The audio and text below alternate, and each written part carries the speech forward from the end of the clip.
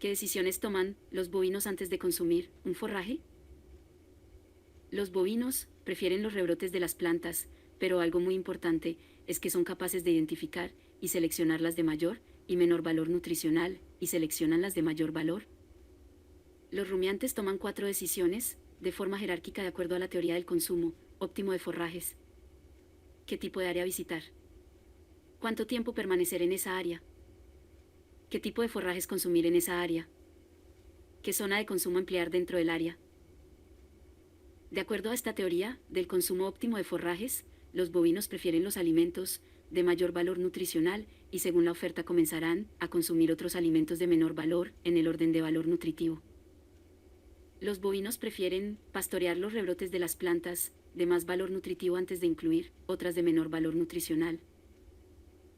Factores como la palatabilidad de los alimentos pueden hacer que el bovino seleccione los alimentos que tengan mejor sabor para ellos. La cualidad de selectividad les permite a los bovinos mantener un balance adecuado de nutrientes de acuerdo a sus necesidades.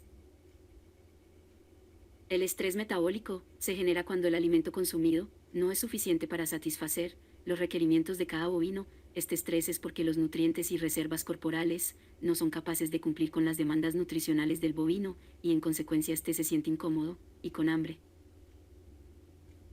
Cuando un animal tiene un solo tipo de alimento a disposición, este no puede minimizar el estrés metabólico, cambiando la proporción de alimentos consumidos para balancear los nutrientes. Cuando se generan estos casos, el bovino optará por consumir alimento en exceso para tratar de satisfacer las necesidades nutricionales, y en consecuencia se generan otros problemas relacionados con desórdenes metabólicos y la sobrecarga de la capacidad gástrica.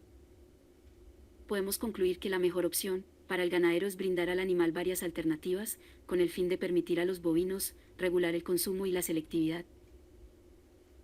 Estas conclusiones se derivan como resultado del estudio de la selectividad expresada por los bovinos en pastoreo, tomando en cuenta diferencias entre plantas fertilizadas y no fertilizadas, materia inerte y materia verde, tallos y hojas, especies de plantas y ecotipos de una misma especie.